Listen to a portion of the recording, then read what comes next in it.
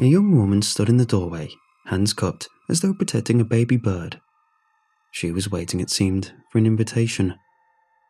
Hesitance like that is a common sight at the food bank.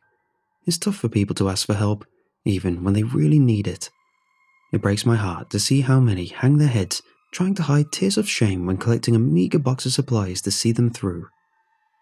It's not their fault. The government should do more, starting with knocking off all the "poor people are lazy" rhetoric, especially now, but I digress. The girl was slim, gaunt even, and barely out of her teens. The faded yellow dress she wore hung off her bones, several sizes too big. I doubt it did much to keep her warm in the damp January air. She looked around for a bit, and I did my best to give her space, busying myself by taking inventory. Lots of folk get spooked if you're too keen, and often the courage it takes to walk through the door is brittle. I tried to feign indifference as a kindness. After a minute or so of steady observation, she appeared in front of the table as I was stacking bags of pasta. I glanced up with a practiced smile. Her eyes had a strange, still quality that caught me off guard. I don't remember ever having been looked at like that before, so coolly or so thoroughly. "Hiya." Suddenly my throat contracted, and I sputtered, seized by a violent coughing fit. "Sorry about that," I said, patting my chest. "Can I help?" The girl hadn't moved, hadn't blinked, her face impassive and inscrutable as a statue. She simply stood, boring into me with her flat grey eyes. I'm not very good at silence, and to ease the comfort, I fiddled with the string of my hoodie, trying to think of something to say.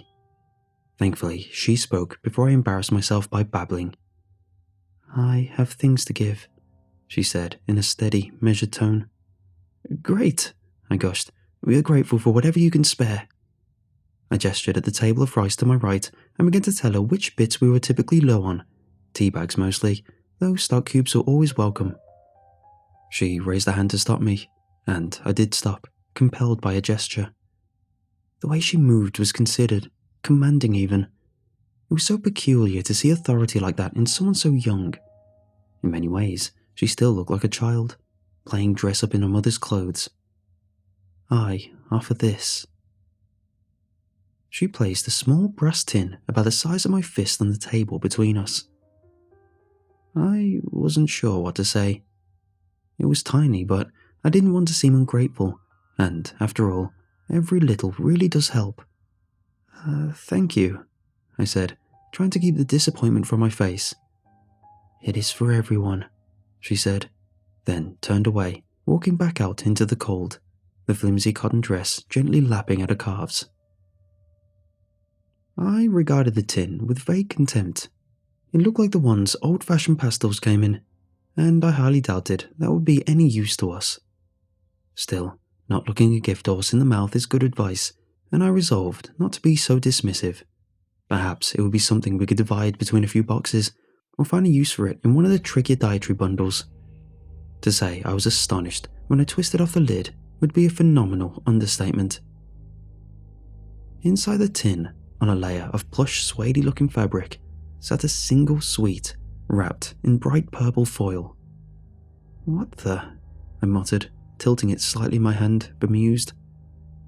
I screwed the lid back on and strode across the room, eager to share my peculiar experience with the other volunteers. "Mark, come see this," I called on my way over. Mark was the project lead who had recruited me, a perpetually cheerful man in glasses that always seemed to be trying to escape his face. He held them in place with a well-practiced forefinger, trotting to my side. "What you got, D?" I handed in the tin without a word. Alice's curiosity had piqued too, and she used a carton of UHT milk in her hand to nudge Mark slightly, angling for a better view. He frowned and turned the tin over, probably looking for an expiry date out of habit, and gave me an inquiring look. I just shrugged, telling him it was a donation from a walk-in, while Alice tutted and went back to her boxes, grumbling softly about people taking the mick. Twisting the lid off just like I had, Mark brought it up to his face and sniffed at the shiny wrapper like a bespectacled truffle pig. The absurdity of the whole thing tickled me, and I let out a snort when I laughed, about to ask him what he thought we should do with it. A family sheepishly entered the hall, their confusion and worry drawing my attention enough that I abandoned Mark to his investigation and headed over to greet the newcomers with a welcoming smile. I wish I hadn't left him like that. If I'd stayed, it might have worked out differently. We would probably have had a quick giggle and then chucked the wretched thing away. It would have been just a fun odd little story to tell each other, an in-joke about the weird woman and a tin. Now, it's so much worse. When I left that afternoon, I'd pretty much forgotten it. The day had been busy, and my mind was already on tomorrow's supermarket delivery. I was completely ignorant of what was coming, of what I had done. When I went in the next day, Mark's car was parked outside. This wasn't unusual. Part of what made him great at the job was his commitment, and he was often the one first in and last one out. It was strange that he hadn't heard me open the door though. Normally I'm greeted by his terrible, if enthusiastic singing, or at least the sound of him faffing about in one room or another before setting up. I figured he must be in the loo or something, and set my stuff down, preparing for the day to start in earnest. After fiddling with my phone and tracking down the sign-in sheet, movement across the room caught my eye. I hoped Mark had heard me come in and made me a cuppa, but there was no one there. He wasn't in the room, but something else was moving. A brassy glint danced on the floor, and a sharp whirring noise grew louder.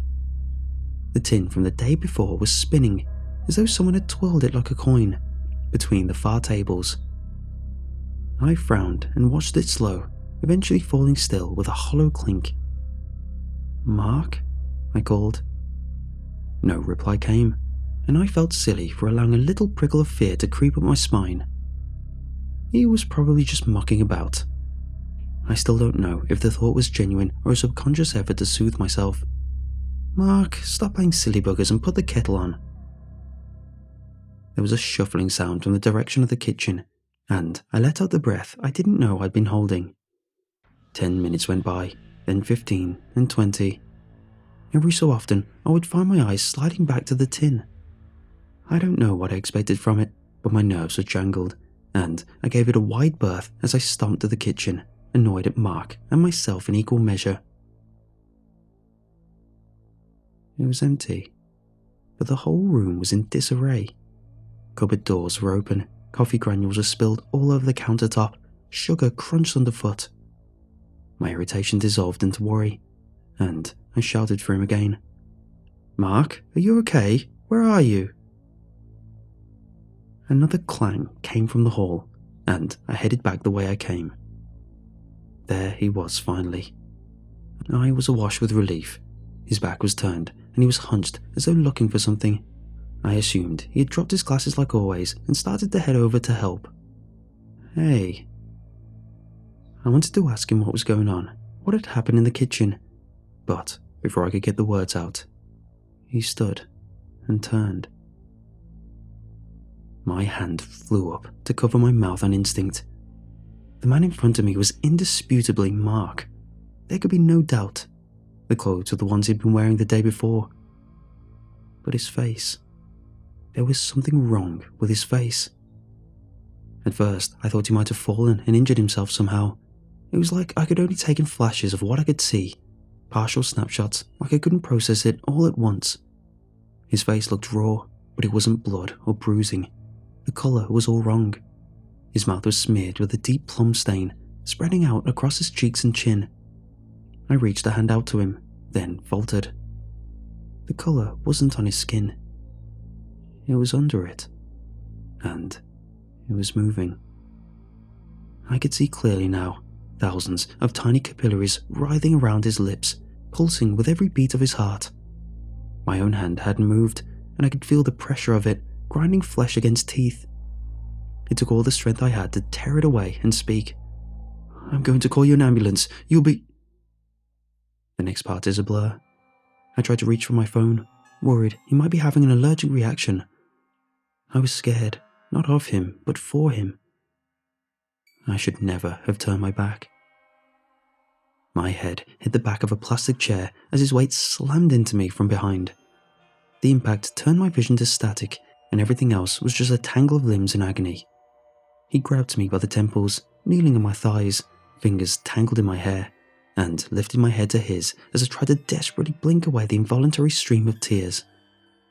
I could see him, not clearly, but well enough, as he loomed over me.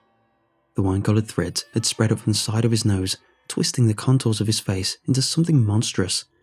Their throbbing made me want to retch, and I clawed at his hands, struggling to free myself. Mark yanked my head back, making me yelp in pain, and pulled me closer. Close enough, I could see the dilated pupils and the smell of copper tang on his breath. The veins in his face were twitching, as though they were alive, some distending to the point of bursting. A few at the corner of his mouth split, spilling thin blackberry ichor down his chin. He tilted my head back, pulling at my hair, silent and merciless. Alice burst through the door with armfuls of shopping, walking straight into the chaos. For a second, we were all caught in dumb shock. Mark and I startled by the noise, and Alice trying to make sense of what she saw. It was enough for me, though. Mark was distracted and taking advantage. I grabbed the closest thing to hand, smashing it into his distorted mug with all the strength I could muster. The same revolting liquid that had erupted from his skin splattered over me and on the floor behind, but I kept on hitting and screaming until Alice pulled us apart. For the first time, she got a good look at his face and gasped in horror as he lolled on his back, barely conscious. I just panted, clutching the can of value grapefruit segments to my chest. While Alice called the paramedics, I caught my breath. The adrenaline, combined with the taste of his blood in my mouth, made my stomach churn, and I heaved myself up into a more comfortable position, in case I needed to be sick. As I shifted my weight, I felt something cold against the heel of my hand, and I flinched. I knew what it was without looking. Mark was still lying prone, seeping dark fluid from his wounds, and Alice was here now. Help was coming. I was safe. But still, something about this tiny object frightened me. I thought about throwing it across the room, one fierce lob to get the wretched thing away, but I couldn't risk Alice picking it up. I didn't want her anywhere near it. Hesitantly, I closed my fingers around it without braving a glimpse, only to snatch my hand back in surprise. The lid was off, and spread out neatly on the velveteen lining was a square of bright purple foil. Something inside me knew Mark had opened it, even before I touched it, even before I noticed the embossing inside the foil. He had peeled it apart so perfectly there wasn't even the slightest tear. He'd even smoothed the creases. The only imperfection left was the word at its center. The rest of the day is basically blank. I was taken to hospital, that much I know. I have some vague memories of tired voices, warm hands, and the hem of a yellow dress, though mostly all I can recall is a muddle of noise and confusion. My injuries were superficial, barring a concussion, but they kept me in for testing because the doctors don't know what's wrong with Mark. They did what they could, Alice said, but there is something very wrong. He's in a medically induced coma right now, and I can't help but hate myself for it. I did that. I hurt him. Not with a can, but when I left him with that tin. I handed him something evil, and he was corrupted by it. It should have been me. When I woke up this afternoon, the nurse told me I had a visitor. I hadn't been expecting anyone and shrugged in response. "You're very lucky to have such nice friends," she said, pulling the lid from my gift to show me a single, perfectly wrapped orb. I forced a smile as she nattered cheerily about how expensive and fancy it looked. I didn't have the strength to argue or explain or even cry. I couldn't bring myself to tell her that if she were to look very closely at the gleaming purple wrapper, she would find a word etched lightly in its center. A single word. A name. She'd only have put it down to my head injury, I was certain. Hours have passed since then, and I'm mindlessly tracing the new thread of veins blossoming on my cheeks with my nails, trying hard to ignore the sunlight reflecting off the brass behind me. It won't be long now. I just wanted you to know, wanted someone to know, for Mark's sake, as well as mine, that we try to be good people. He'd want me to reach as many as I can, so you can keep yourselves safe. That's why I'm telling you this, so you can learn from our mistakes, before it's too late. Learn from my mistake, please. Refuse whatever the girl in the yellow dress offers you. The skinny girl I thought was strange but harmless, the one I worried for, the bundle of thin bones in thinner clothes, the one who gave a little but cost us so much. Do not take anything from her. I'm begging you. Her name is on the foil. Her name is flooding my veins. Her name is killing me slowly. Her name is Pestilence.